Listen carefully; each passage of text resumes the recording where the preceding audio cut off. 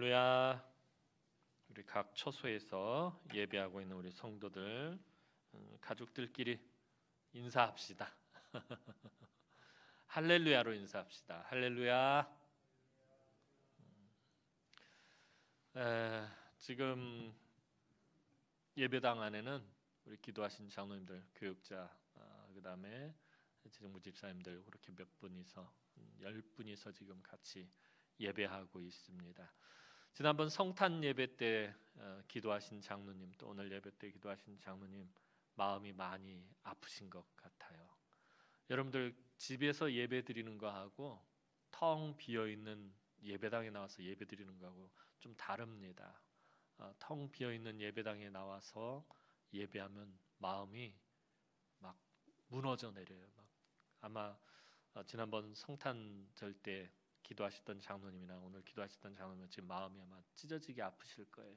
왜냐하면 이곳에 가득 차고 바글바글하고 아이들 막 뛰어다니고 시끄러운 막 그 가운데서 예배를 드리다가 텅 비어 있는 예배당에 와 있으면은 정말 말로 다 할 수 없는 그런 영적인 고통을 느끼게 됩니다.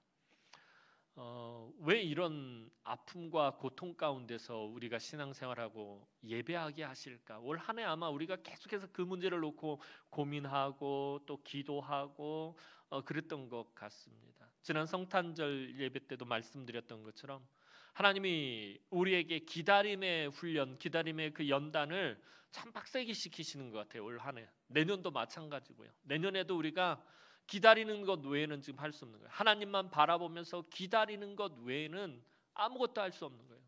시므온이 이스라엘의 그 위로를 기다리면서 성전에서 그냥 끊임없이 믿음으로 그 약속의 말씀 붙잡고 기다렸던 것처럼 하나님의 회복하심과 하나님의 치유하심을 우리가 바라고 소망하며 믿음으로 끊임없이 기다리는 것밖에는 우리가 할 수 없다라는, 우리가 얼마나 연약한 인간인지, 얼마나 부족한 인간인지 새삼 다시 한번 깨달으면서 하나님을 더욱 의지해야 될 것 같아요. 말세 지마를 당한 이때에 우리가 조급해하지 말고 성급해하지 말고 하나님의 때를 믿음으로 기다려야 할 것 같습니다. 내년에도 확실한 보장이 없어요. 내년에도 모든 것들이 다 완벽하게 해결되고 회복된다라는 보장이 없습니다. 내년에도 이 코로나19는 아마도 저와 여러분들이 짊어지고 가야 할 십자가인 것 같습니다. 그래서 올 한 해를 마무리하면서 어떤 말씀으로 우리 성도들과 함께 은혜를 나눌까 고민하다가 오늘 본문 말씀이 언뜻 마음속에서 떠오르고 또 이 말씀을 다시 묵상하다 보니까 우리가 십자가를 지고 주님의 뒤를 따라가는 그 삶에 대해서 우리가 함께 나눠야겠다는 생각이 들어서 또 감동이 들어서 말씀을 준비하게 됐습니다. 오늘 이 말씀 가지고 우리가 함께 은혜를 나누기를 소망합니다. 올 한 해 우리 교회의 비전이 우리가 주의 제자인 것을 알게 하자였습니다. 근데 되게 멋쩍은 비전이 되고 말았어요. 코로나가 터지는 바람에 우리가 아무것도 한 것이 없기 때문입니다. 그래도 우리가 주의 제자인 것을 알게 하자, 이 말씀을 다시 한번 되짚어 봐야 될 것 같아요. 주님은 이 말씀을 우리가 주의 제자인 것을 알게 하라고 주님 말씀하셨는데 이 말씀은 주님이 마지막 만찬의 자리에서 하셨던 말씀입니다. 마지막 만찬 자리에서 어김없이 제자들은 또다시 다투고 싸우고 갈등합니다. 어떤 문제 때문에 그러죠? 누가 크냐의 문제를 가지고 여전히 다투는 것입니다. 이제 조금 있으면은 주님은 붙잡혀서 고난의 시간을 가져야 되는데 제자들은 그러한 주님의 모습은 생각지도 않고 여전히 누가 크냐의 문제로 다투고만 있는 것입니다.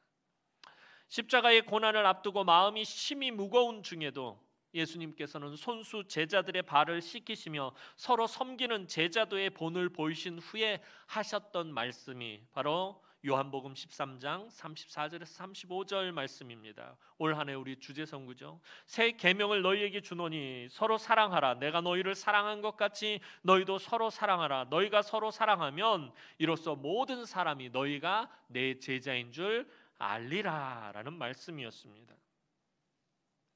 예수님은 말로만 가르치시는 분이 아니었다라고 늘 말씀드렸어요. 전에 말씀드린 것처럼 예수님은 단 한 번도 당신께서 몸소 본을 보이지 않은 것은 절대로 제자들에게 요구하시거나 가르치신 적이 없으십니다. 예수님은 항상 자신이 먼저 본을 보이신 후에 행하신 후에 제자들에게 요청하시고 또 그것을 가르치셨어요. 예수님은 끝까지 사랑하실 것을 우선은 제자들의 발을 씻기시며 보여주셨습니다. 이것은 단순히 제자들의 발을 씻기신 사건이 아니라 이제 곧 주님이 십자가에서 사람들의 모든 죄를 그분의 보혈의 피로 깨끗하게 씻어주실 것을 미리 보여주신 것입니다. 끝까지 사랑하시는 주님의 사랑은 십자가에 의해서 정의되어집니다. 요한복음 13장 1절 하반절 말씀 보면 세상에 있는 자기 사람들을 사랑하시되 끝까지 사랑하시니라 라고 말씀하시면서 요한복음 13장이 시작되어집니다. 너희가 서로 사랑하면 이로써 모든 사람이 나의 제자인 줄을 알게 되리라 이 말씀을 하시고 또 마지막 만찬 자리 그리고 제자들이 서로 다툰 그 사건이 기록되어 있는 요한복음 13장이 어떻게 시작되어지냐 하면은 예수님께서 당신께서 잡히실 때가 된 줄 아시고 이제 십자가의 고난을 당하셔야 될 것을 아시고 세상에 있는 자기 사람들을 사랑하시되 끝까지 사랑하시니라 말씀하시면서 요한복음 13장이 시작되어집니다. 십자가는 끝까지 사랑하시는 주님의 사랑을 상징하는 것입니다. 십자가는 주님의 사랑의 확실한 증거입니다. 이처럼 하나님이 우리를 사랑하신 증거는 바로 예수 그리스도의 십자가에 있습니다. 주님께서 인간의 몸을 입고 이 땅에 오셔서 우리의 모든 죄를 다 짊어지시고 십자가의 고난을 당하셨다라는 것은 세상 그 어떤 지식으로도 설명할 수 없고 세상 그 무엇으로도 이해할 수 없는 사건입니다. 그것은 오직 하나님께서 우리를 너무나도 사랑하셨다라는 것 외에는 설명할 수 없는 것이 바로 이 십자가 사건인 것입니다. 우리를 위해 목숨까지 버리신 주님이 십자가의 피값으로 또한 세우신 것이 바로 교회입니다. 주님은 교회의 머리가 되시고 교회는 주님의 몸이 됩니다. 따라서 교회를 통해서 예수 그리스도를 만나게 되고 또 교회를 통해서 예수 그리스도를 죽기까지 희생시키신 하나님의 크고 놀라우신 사랑을 알게 되고 또 깨닫게 되는 것입니다. 그래서 정말 중요한 것이 교회 안에 사랑이 있어야 된다는 거예요. 교회 안에 사랑이 없으면 아무 소용도 없고 아무것도 아닙니다. 그것은 교회라고 할 수가 없는 것입니다. 교회 안에서 성도들이 서로 사랑하고 그 사랑의 영역을 점점 넓혀서 교회 밖의 이웃에게까지 확대하면 놀라운 은혜의 역사들이 일어납니다. 사람들이 서로 사랑하는 성도들을 통해서 예수 그리스도를 만나게 되고 교회 안으로 들어오게 된다라는 것입니다. 이것이 너희가 내 제자인 줄 알리라라는 말씀의 의미입니다.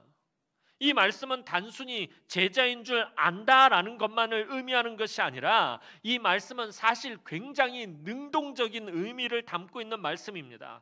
적극적으로 제자인 줄 알게 하라라는 예수님의 명령인 것입니다. 알리라라는 주님은 그렇게 말씀하셨지만 그 숨겨진 의미는 알게 하라라는 주님의 아주 강한 명령이다라는 것입니다. 그래서 우리가 주님의 사랑으로 서로 사랑하는 것이 바로 복음의 역사인 것입니다. 교회 안에서 성도들이 서로 사랑하고 보듬어주고 품어주고 간용을 베풀고 용서하고 끌어안는 것, 바로 이것에서부터 복음의 역사가 시작되어진다는 거예요. 왜 한국 교회가 점점 날이 갈수록 무너지고 점점 쇠퇴해가는 것입니까? 교회 안에서 사랑이 사라지기 때문이에요. 교회 안에서 늘 싸우고 다투고 큰 소리가 오고 가고 분노가 넘쳐나고 가시와 쓴뿌리들이 쏟아져 나오니까 교회 안에서조차도 복음의 역사가 나타나지 않는 거예요. 복음의 능력이 나타나지 않으니까 당연히 사람들이 교회 안으로 오질 않게 되고 교회에서 예수 그리스도를 만나는 이 복음의 역사들이 이루어지지 않게 되는 것입니다. 교회가 처음 사랑을 잃어버렸기 때문에 오늘 저와 여러분들이 예수 그리스도를 처음 만났을 때 그 사랑을 잃어버렸기 때문에 교회 안에서 복음의 역사가 나타나지 않는 것입니다. 이처럼 교회 안에서 성도들이 서로 사랑하기만 해도 놀라운 복음의 역사가 나타나게 되어 있습니다. 우리가 복음을 들고 길거리로 나가지 않아도 교회 안에서 성도들이 서로 사랑하고 아껴주고 그 사랑의 영역이 점점 넓어져서 이웃에게로까지 확대되기만 해도 복음은 강한 능력으로 나타나게 되어 있다는 것입니다.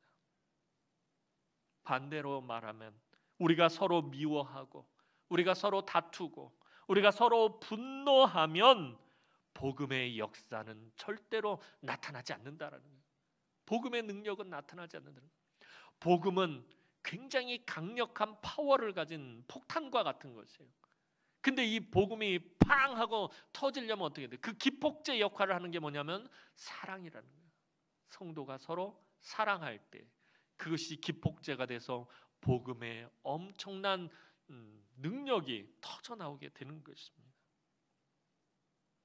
그래서 교회 안에서 서로 사랑하는 것이 너무나도 중요한 것입니다. 그래서 우리 주님은 그 놀라운 사랑의 역사를 이루기 위해서 십자가의 길을 걸어가셔야만 했던 것입니다. 오늘 본문은 이제 주님이 십자가를 지기 위해 마지막으로 예루살렘을 향해 걸어가실 때 하신 말씀입니다. 그런데 주님은 당신이 지실 십자가만 말씀하고 계신 것이 아닙니다. 오늘 본문이 기록되어 있는 마태복음 16장은 이제 예수님의 공생의 마지막 부분에서 마지막으로 이제 예루살렘을 향해 가서 그곳에서 이제 고난을 당하실 건데 그 마지막으로 예루살렘을 향해 걸어가시면서 제자들에게 하신 말씀이에요. 그런데 주님께서는 당신만이 십자가를 지실 것에 대해서 이야기하신 것이 아니라 제자들이 져야 할 십자가도 함께 말씀하고 계신다라는 것입니다. 오늘 본문 24절 말씀입니다. 오늘 본문 24절 말씀 우리 다시 한번 읽어보도록 하겠습니다. 24절 말씀입니다. 시작.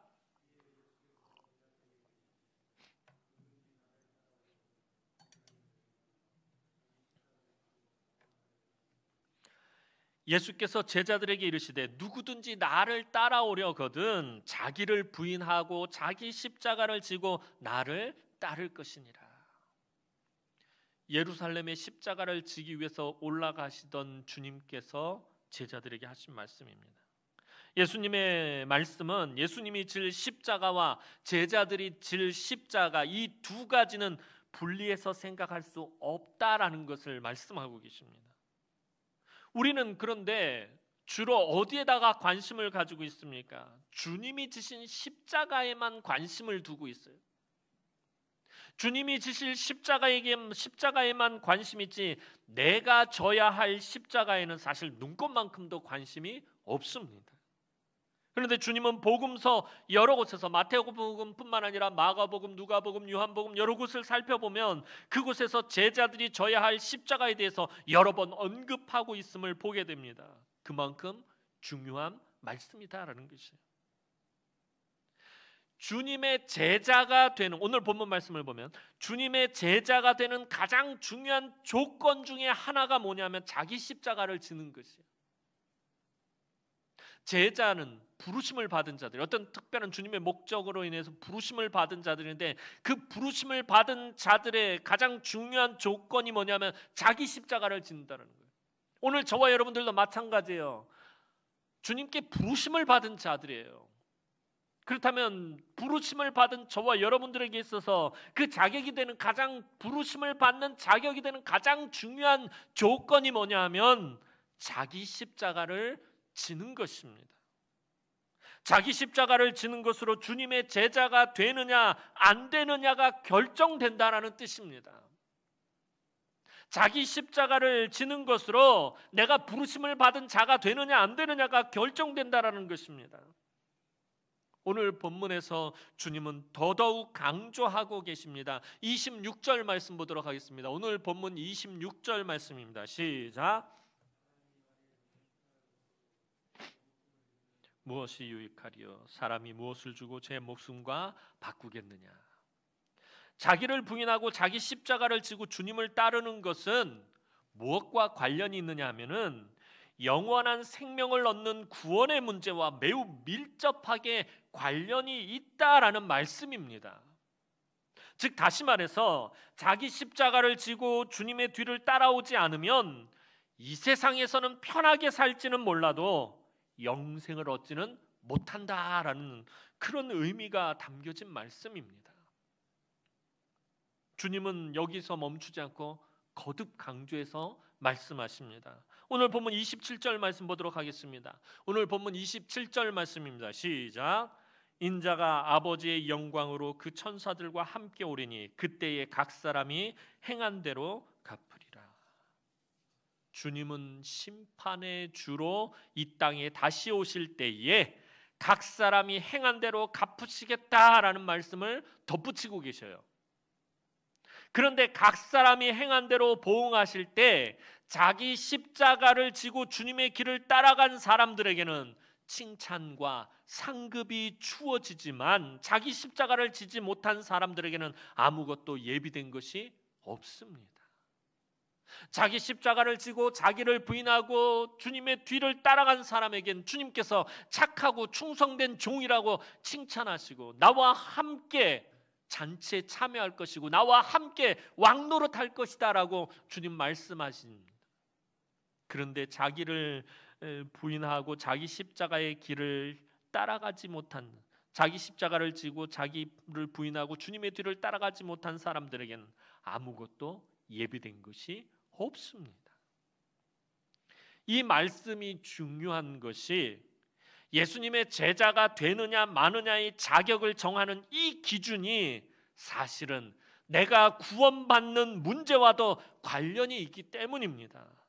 그래서 오늘 2020년도 한 해를 마무리하면서 이 마지막 주에 우리가 자기 십자가를 지고 주님의 뒤를 따랐는지 여러분 자신 정직하게 살펴보시기 바랍니다.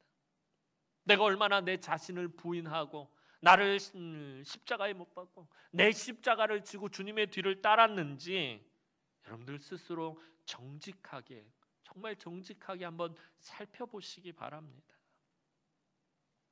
사실 이 말씀을 준비하면서 마음이 참 무겁고 어려웠습니다.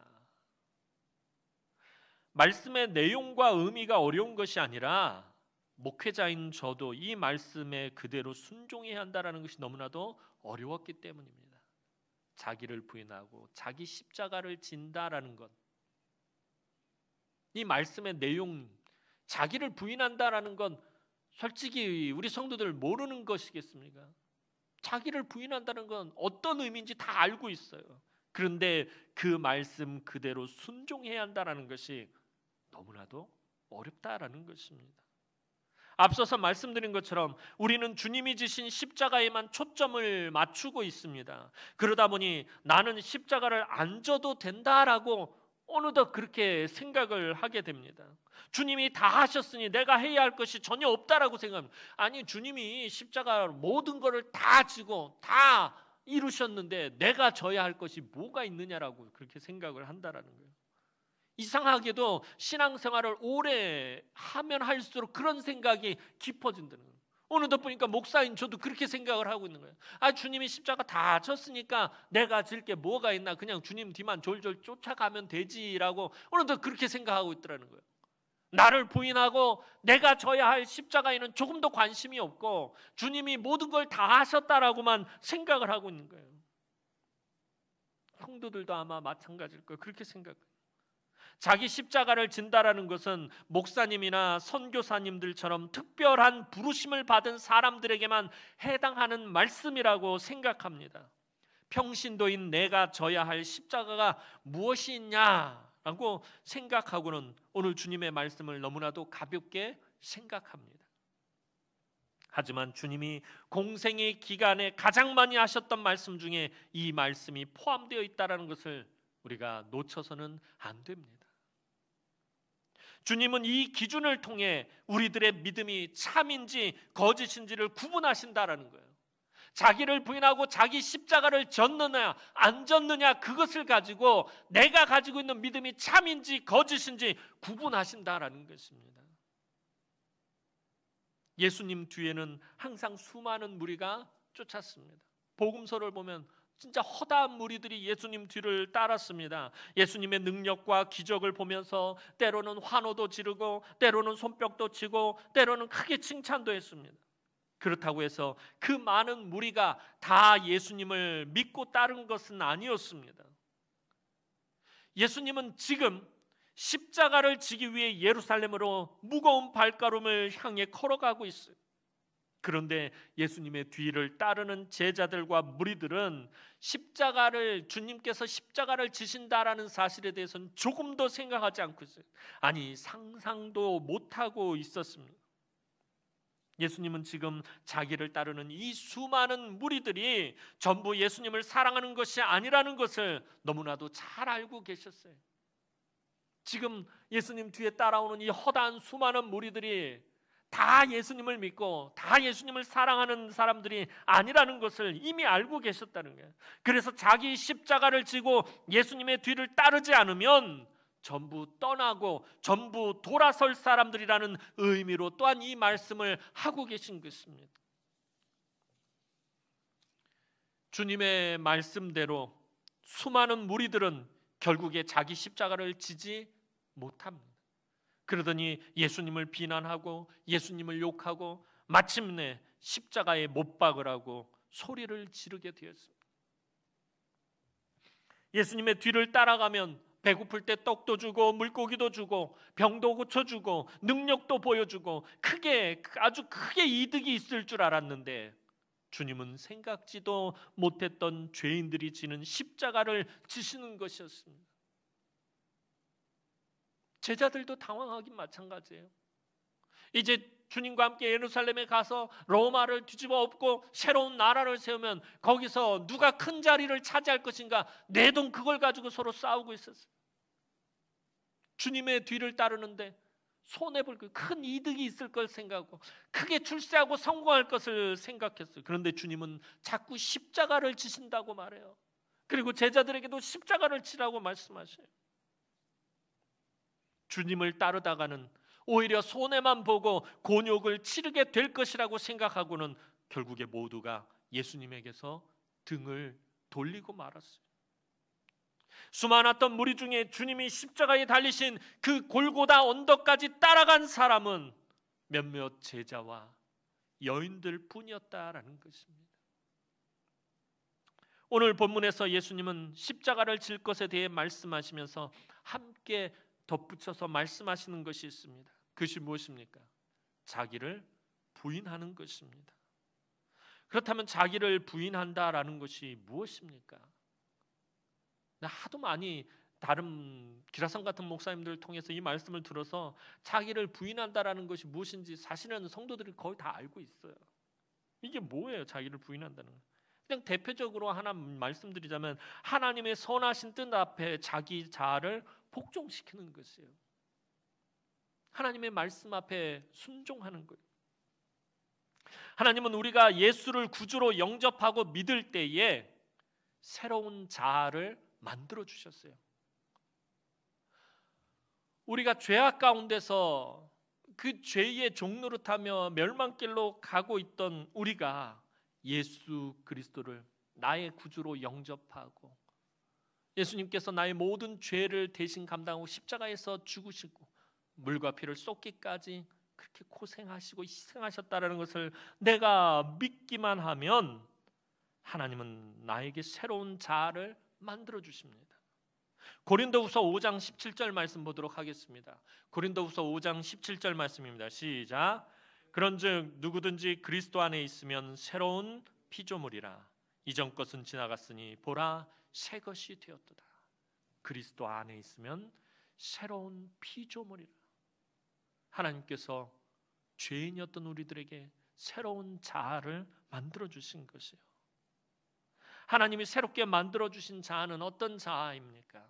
세상에 아까 우리 장로님 기도하신 것처럼 세상의 것을 바라보고 세상의 것을 따라가는 것이 아니라 예수님을 닮아가고 예수님을 따라가는 자입니다.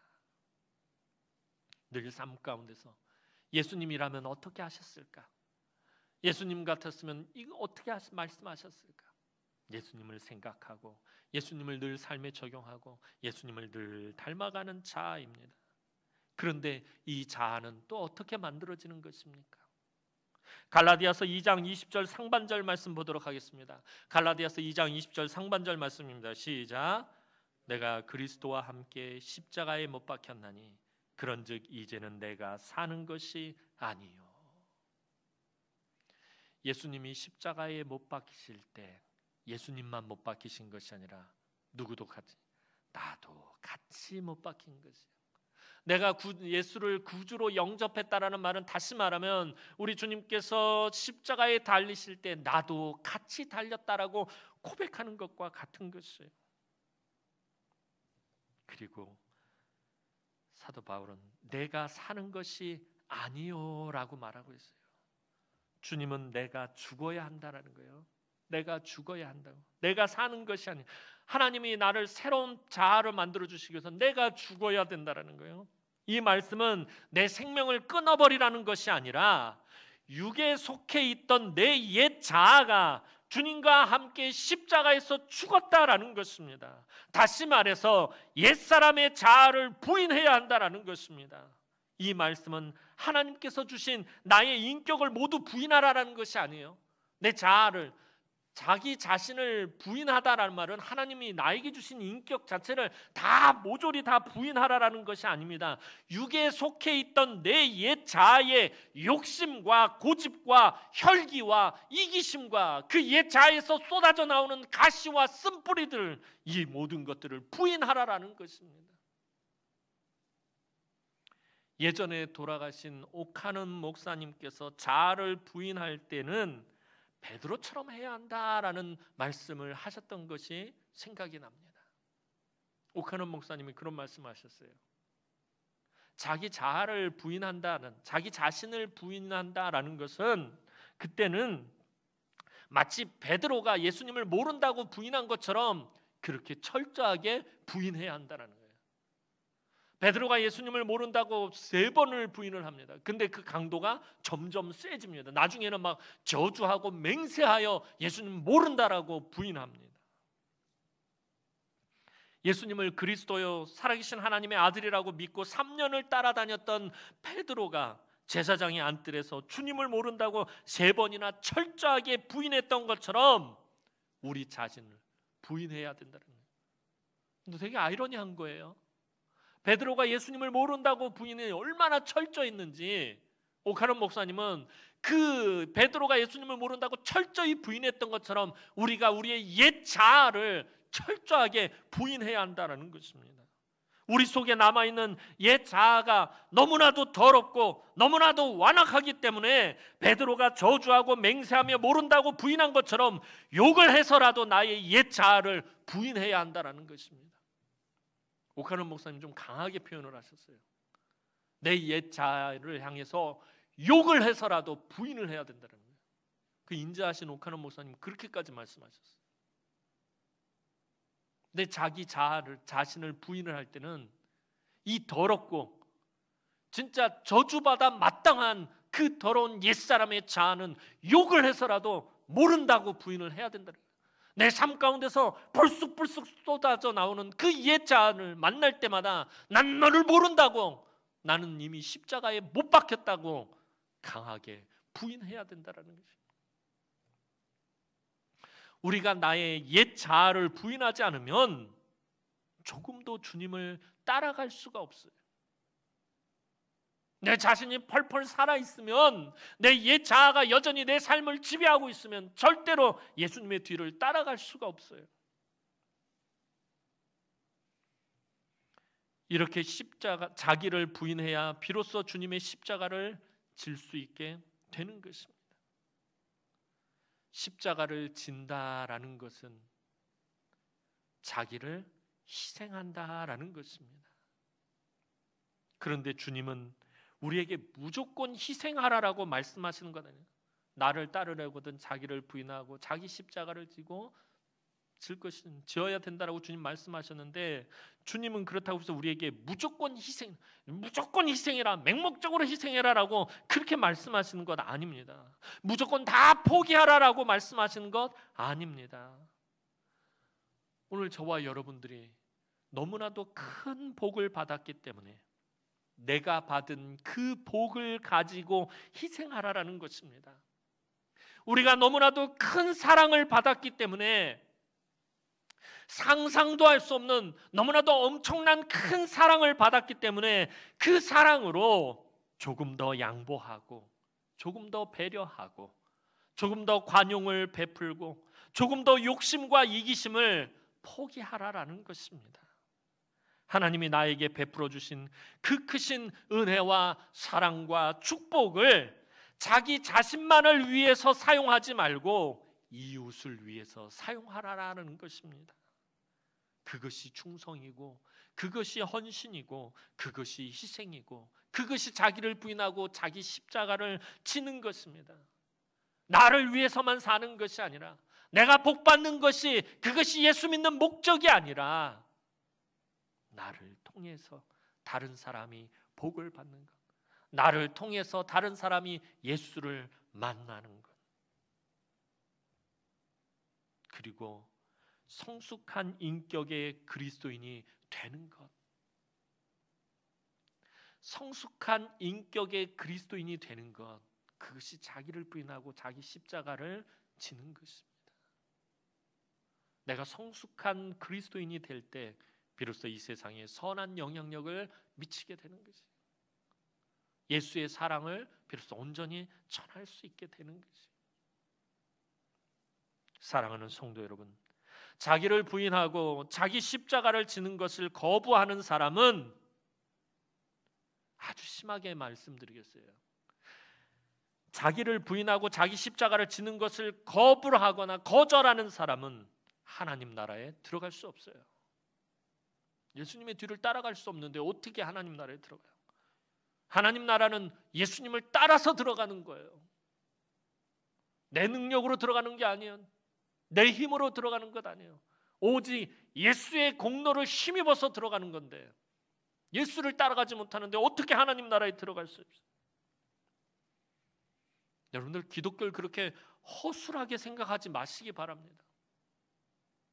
우리 주님의 십자가를 그렇게 허술하게 생각하지, 만만하게 생각하지 마시기 바랍니다. 예수님이 나를 위해서 십자가를 지셨다는 사실만 중요한 것이 아니라, 내가 예수님을 위해 십자가를 지고 예수님의 뒤를 따라가는 것도 그에 못지않게 중요합니다. 나를 부인하고 십자가를 진다는 것 쉬운 일은 아닙니다.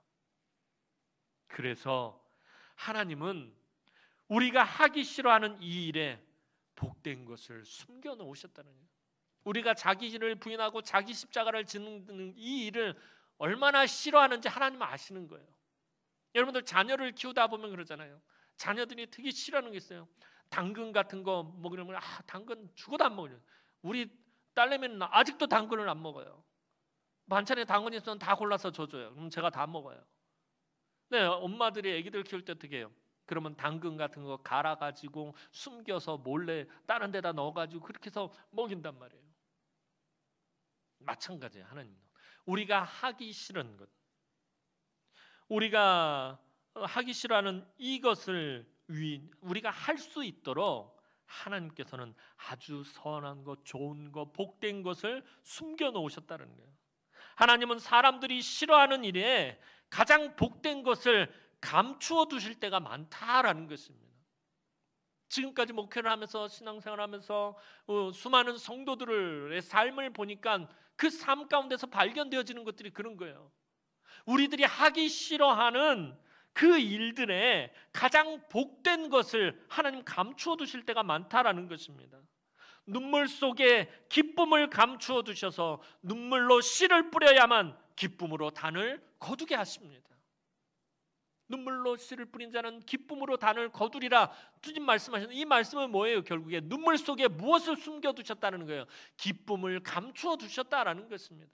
우리가 하기 싫어하는 그 일들에 하나님께서는 우리가 상상도 못했던 것들을 다 감추어 두셨다는 거예요. 눈물 속에 기쁨을 감추어 두셨고요, 하나님의 위로와 치유하심을 삶의 아픔과 고통 속에 감추어 두셨고요, 주님의 승리와 주님의 영광을 십자가 뒤에 감추어 두셨습니다. 그래서 자기를 부인하고 자기 십자가를 지는 사람만 주님을 만날 수 있고 주님의 은혜를 누릴 수 있고 주님의 사랑을 받을 수 있게 되는 것입니다. 사랑하는 성도 여러분, 우리 주님이 지신 이 십자가는 그 자체가 말로 닿을 수 없는 하나님의 놀라운 능력입니다. 주님이 왜 우리 보고 십자가를 지라고 하시는 것이에요? 그 십자가가 바로 우리 하나님의 능력이기 때문입니다. 사도 바울은 고린도 1장 18절에서 분명히 말씀합니다. 고린도전서 1장 18절 말씀 우리 다 함께 한번 읽어보도록 하겠습니다. 시작. 십자가의 도가 멸망하는 자들에게는 미련한 것이요 구원을 받는 우리에게는 하나님의 능력이라. 십자가가 구원을 받는 우리에게는 하나님의 능력이기 때문입니다. 나를 위해 생명까지 바치신 주님의 십자가를 믿음으로 바라보기만 해도 하나님은 주님이 지신 그 십자가를 통해 나에게 능력을 주십니다. 사실 우리 주님이 지신 십자가를 나도 질 수 있다라는 것은 나에게 너무나도 큰 은혜요, 너무나도 큰 영광인 것입니다. 올 2020년 코로나19로 인해서 참 힘들고 어렵고 고통스러운 한 해를 우리 모두가 보냈습니다. 내년에도 여전히 힘들고 어려운 문제가 우리를 고통스럽게 할 것입니다. 우리를 답답하게 만들 것입니다. 그 가운데서 우리가 더욱 자기를 부인하고 자기 십자가를 지고 주님의 뒤를 따라가기를 소망합니다. 코로나19가 기승을 부리면 부릴수록 주님의 십자가만 바라보시고 주님의 십자가만 의지하시기 바랍니다. 더 나아가 내년에 우리가 져야 할 십자가를 두려워하거나 거절하지 마시기 바랍니다.